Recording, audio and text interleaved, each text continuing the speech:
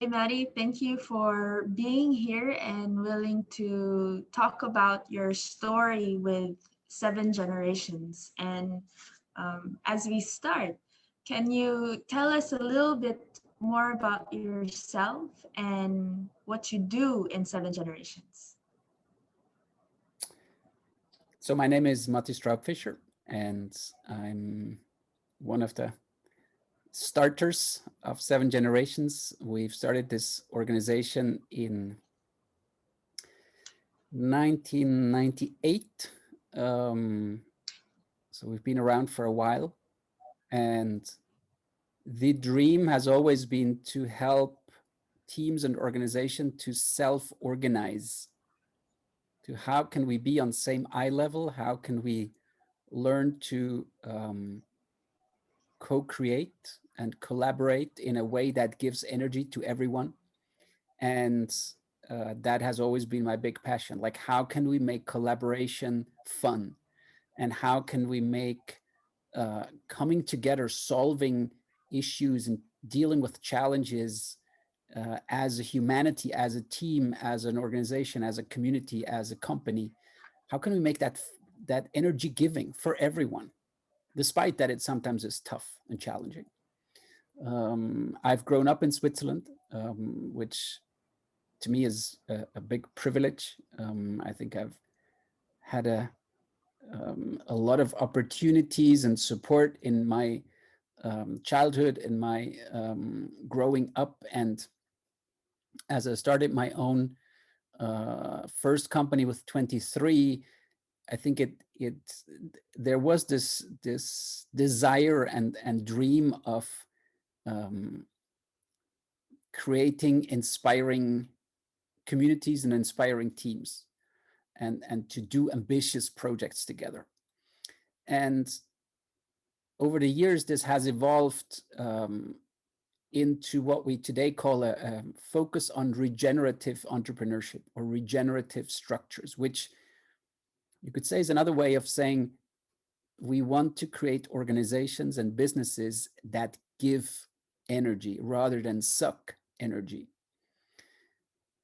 Because I think at the moment we are doing quite well on when it comes to individuals living more mindful lifestyles. So I think in our private life, we are really doing a good job, and an increasingly good job at caring for ourselves, at caring for our loved ones, at being more out in nature. COVID has helped in that, realizing how important Mother Earth and nature is for us, and how we rejuvenate and we can refill our batteries with her, whether that's being at the sea or in a forest or at the lake or on a mountaintop or in a cave, doesn't matter. But it's important that we take time to be and not to do. But the challenge is in the working world. The challenge is in the educational world, um, because there we have a lot of pressure, a lot of busyness, and it keeps us from slowing down. It keeps us from listening to all the voices. We continuously push over each other. We make decisions still often as a pyramidical power over others. And we need to remember that if we want to go far, we need to go slow and together. And it will take the time it takes. What we've learned, and this is maybe another part of what I've grown in myself with learning about earth wisdom, or this um, mystical pathway, and the wisdom bundle of the Delicate Lodge teachings from um, the Americas.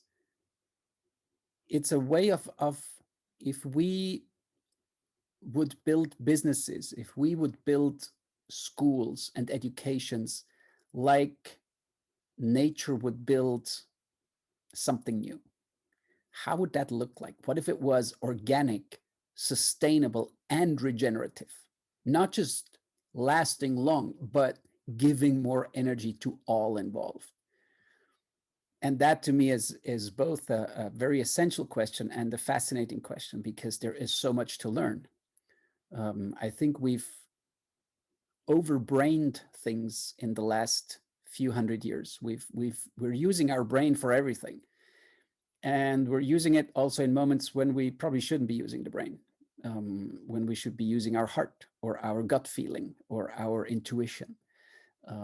So there are more, you could say, body minds that we need to remember to use to make more instinctive decisions that feed us and that feed our people more. And these are things that we need to learn or remember as a humanity. I have come to these conclusions after working 15 years in a business and just getting more and more frustrated that I could not make a more sustainable impact with my clients. And I was so angry with both them, the world, and myself, that I was like, you know, why can't we do something that is more more sustainable, that is more circular, that is more on same eye level? And I didn't have answers, but I was just so frustrated. So I took 9 months off. This was 12 years ago.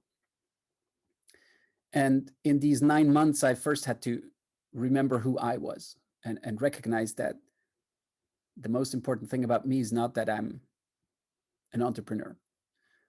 The most important thing about me is that I'm curious, that I'm a human being, that I'm part of this living system that we call our blue jewel, this earth, and all she has to give and all she nourishes and nurtures.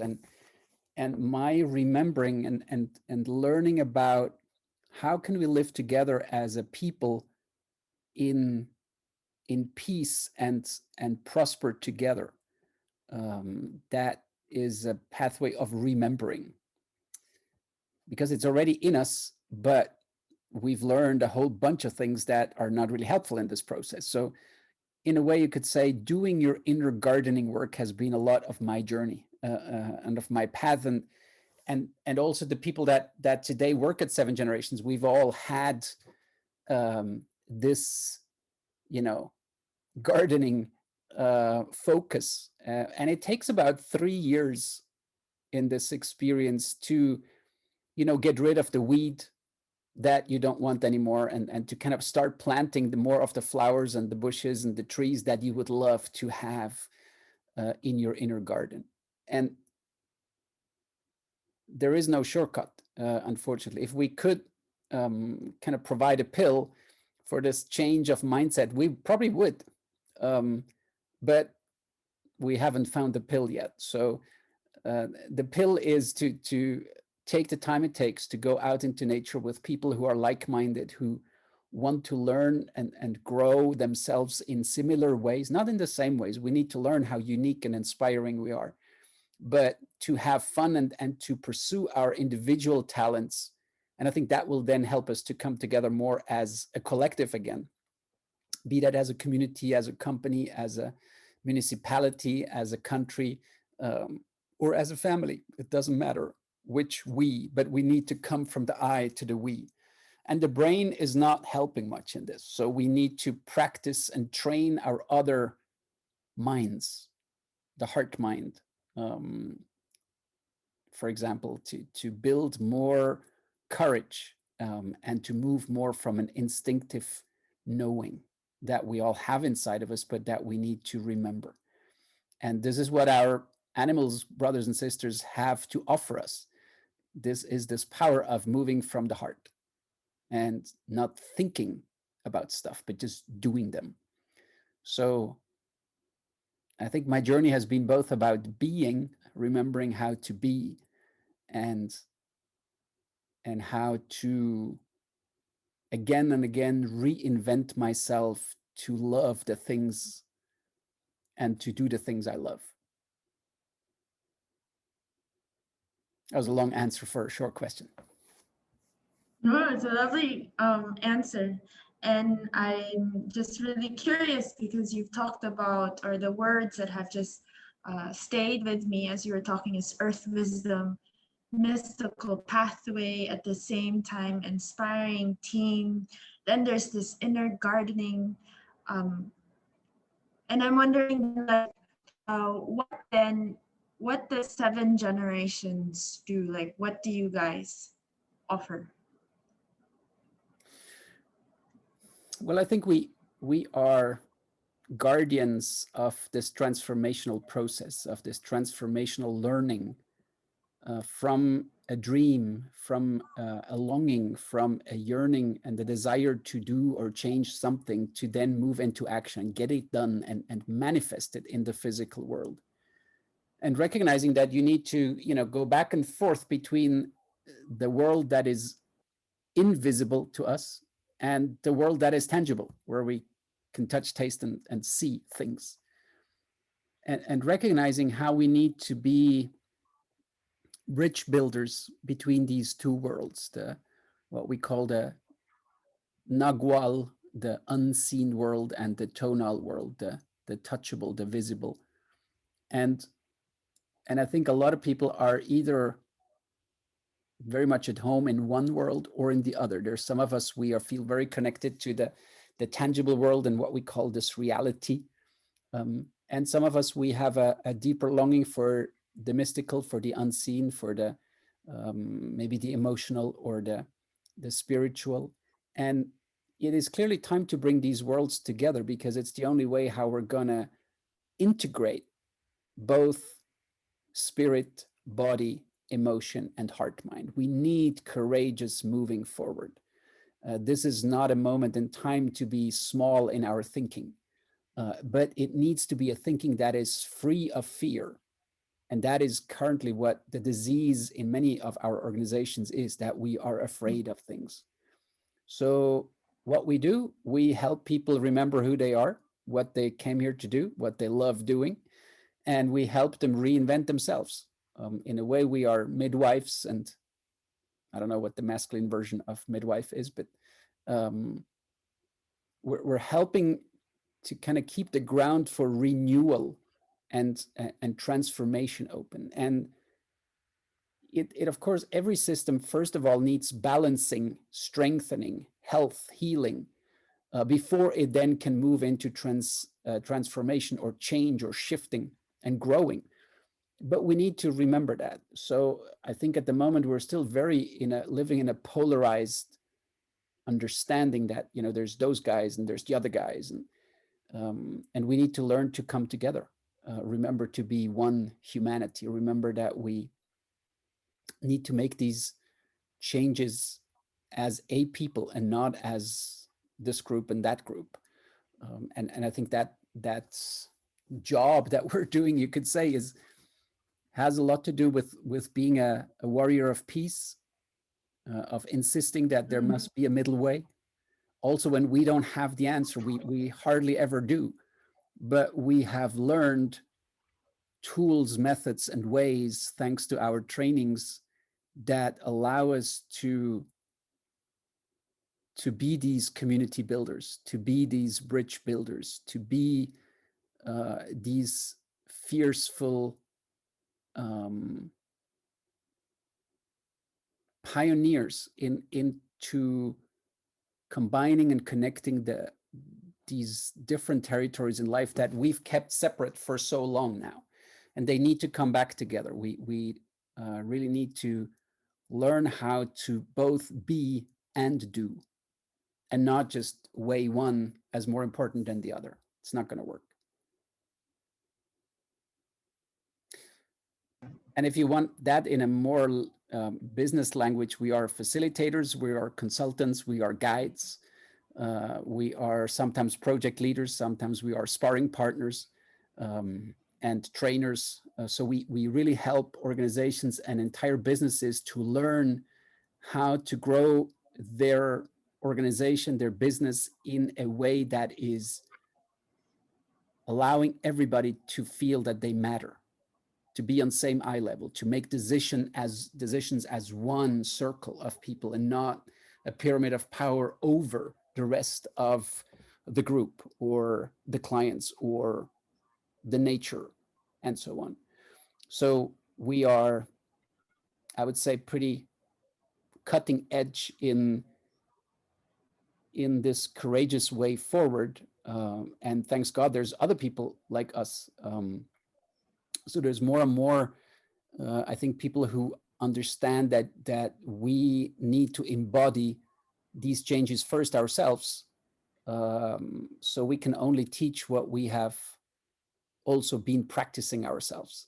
And so you could say we are both a consulting company, but we're also a business school. We are teaching people in these trainings of a few months to several years of how to do this inner gardening work, to reinvent themselves, to remember who we are and how we can live a life that is more energy giving to ourselves, because we can use our talents and gifts and have fun with it. And of course, to build communities that feel like we attract like-minded people, but not just the same. We have way too many fanatic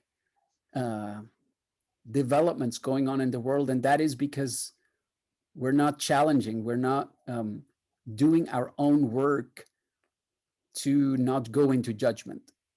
And so learning how to be nonviolent, learning how to be curious, to keep the doors open, that is a large part of our practice. And then also what we can offer to others, to partners and clients that we're working with. Well, I really love how you've interwoven this, what you could say, mystical pathway and of this remembering to having it more tangible in organizations, or how it can look in organizations. It feels very smoothly interwoven. And with that, like, if you had one wish for the world, what would it be?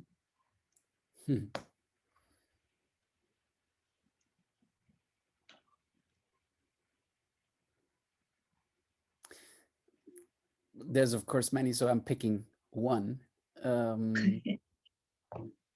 think my biggest wish is for people to be very joyful together.